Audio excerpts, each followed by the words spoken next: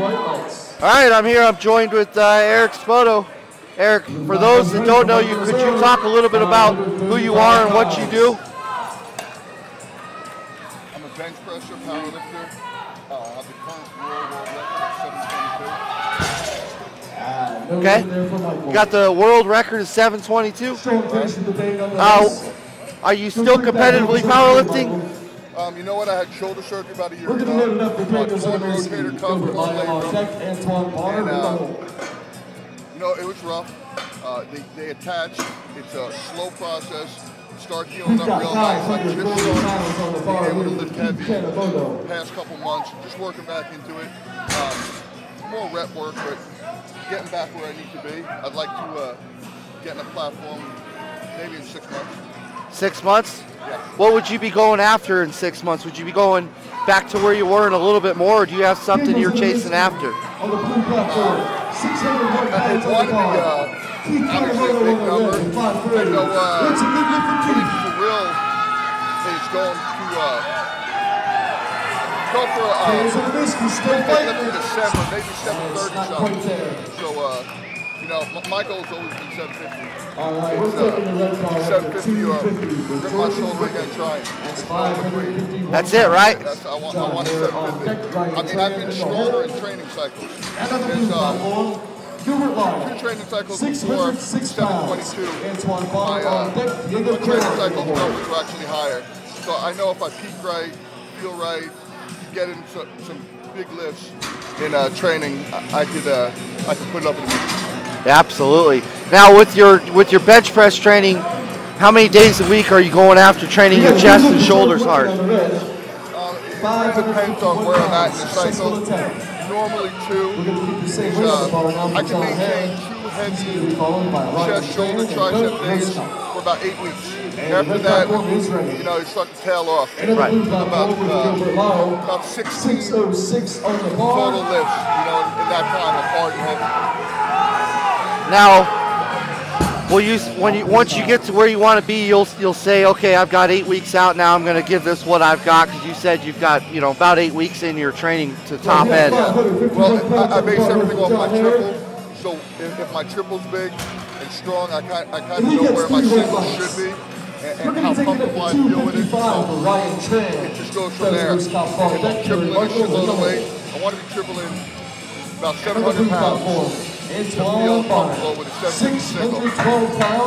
Now, what do you use to overload? Because a guy of your size probably doesn't, I would imagine you don't use a loose shirt to overload with, would you? Do you use like the slingshot or boards or? I use everything. Everything you can? Everything on my car, trucks, trailers, houses?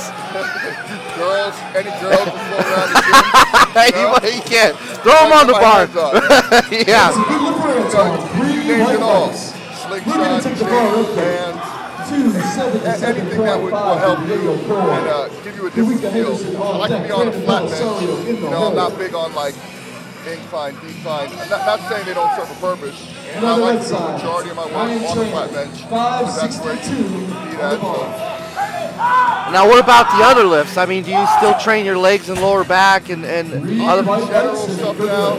I'll go on spurts where I'll try to squat, and then if I start limping, my ankle basically all scar tissue at this point. So if I start limping, then I'll just cut that out and just do basic stuff. I'll trap bar deadlift. Actually, what really irritated my labrum tear the most was deadlift. Deadlifting. And that's when I didn't realize it was a labrum tear. I was deadlifting, and I was like, my shoulder feels like it's moving out of the socket. It didn't make sense to me. And then when I found out I had the labrum tear, so now I'm like, trap bar deadlift, I feel comfortable with my hand position, where it doesn't pull on that, whatever that labrum tear is. Yeah. But not a straight bar deadlift. Now, if you cut that stuff out, if you cut the trap bar out, leg press, whatever it is that you use to train from the waist down, you cut that out, would that mess with your leg drive on the bench at all?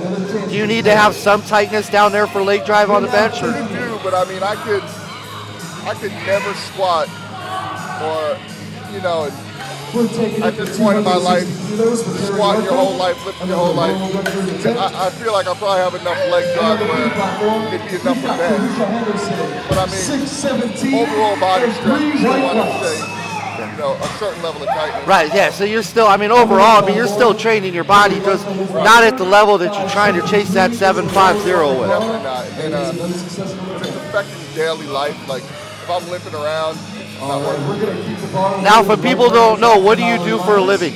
Right, so I train people online, do programs. I'm also a trader, stock trader. Yeah? So if people want you to write their program, how do they get a hold of you? EricSpoto.com, or hit me up on Instagram, or you know, any of the social media outlets. See, the website is the best if it's strictly business. You just want to see what's up, whatever. Do people come train with you here in town? So you have clients here, and then you have online clients, correct? Right. Yeah, there's people all around the world. I bet. You name it. Eastern Europe, Iceland, Germany, every country you can think of. People fly to Vegas too. I mean, me in Las Vegas. Right, yeah. It works out too. Destination, you know, something to do while you're there. Yeah, more powerlifting is just... It has. Like, I couldn't be happier at where it's gone. And like how amazing the lifters are, and like young kids who are pushing it to like every team you go to, you find a new team. It blows your mind how good they are. And you've got a couple, you got one you're working with here today, right? Yeah, I work with a ton of young guys. That's one of my training partners, Bruce. Yeah. Real strong kid, 181er. Tough kid. Yeah, I think he's going to go over 16 today. That's a big total. No wrap. Yeah. So resistant sleeves, yeah. That's a strong kid. So, if you're training, let's just say you're training hard 4 days a week, 5 days a week. When you get close to a meet, do you ramp up your caloric intake? Are you trying to fuel that training more when you're in cycle and you're going after a meet? Or do you have like a out of season diet way of life that you like to live, and then when you get in season, certain things change for you that have to change, otherwise you just don't, they won't line up together? I'm pretty similar in what I do as far as eating wise. Maybe more force feeding. It's a good look. Yeah, for making sure you're getting enough. Yeah, we're off season. Like skip a meal, not trip, not care. If you're gonna go see a movie and you're running late, you don't care, right? Right. But those last 8 weeks, you know, you gotta make sure you get at least six big meals. 6 big meals. You You gotta sit and eat so you feel sick. Yeah, and I prefer to eat just 3 big meals, you know, but you kind of just gotta. Let's go, Dad! Oh man. So weight that you compete at, so let's say you're force feeding yourself and you're like 330. Do you like to be training for the meet at like 340? Because you just weigh in and compete at whatever, right? I've never, I was 314 when I hit 722. I mean, I could have been easily under 308. I was like, shoes, clothes, eating a huge breakfast and weighing in. So I've never been 340 in my life.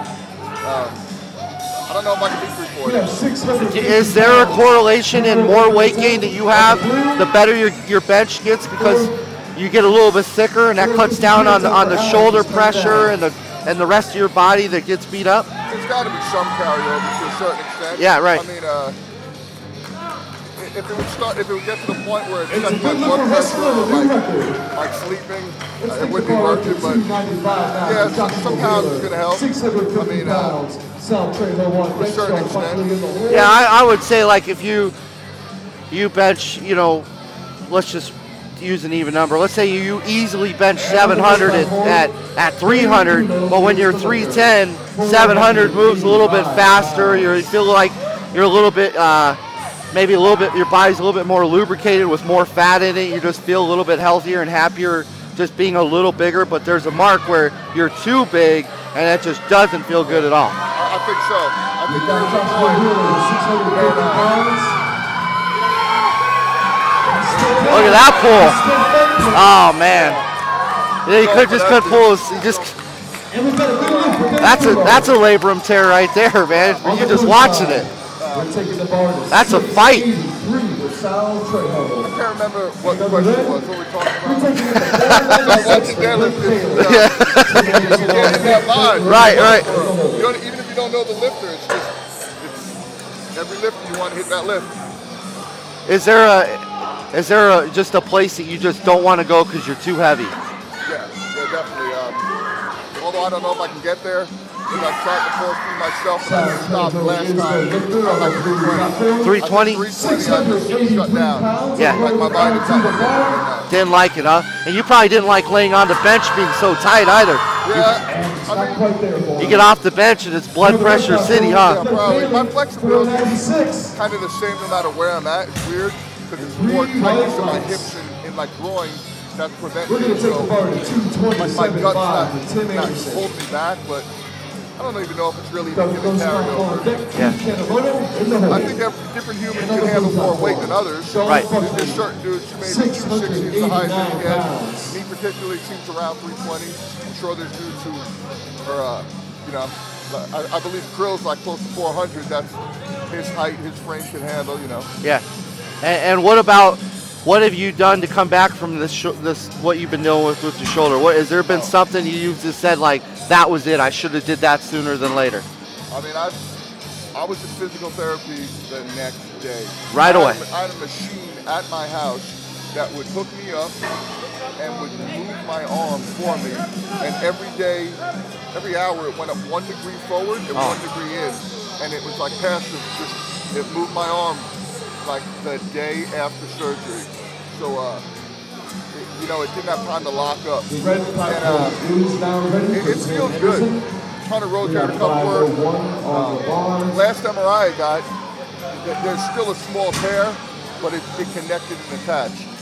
So it's looking good. I mean, good. I guess we'll find out until it either rips off or doesn't. Because I'll push it until it does. Like you said, that's who you are. Yeah. You're a fighter. You're not going to walk away from it.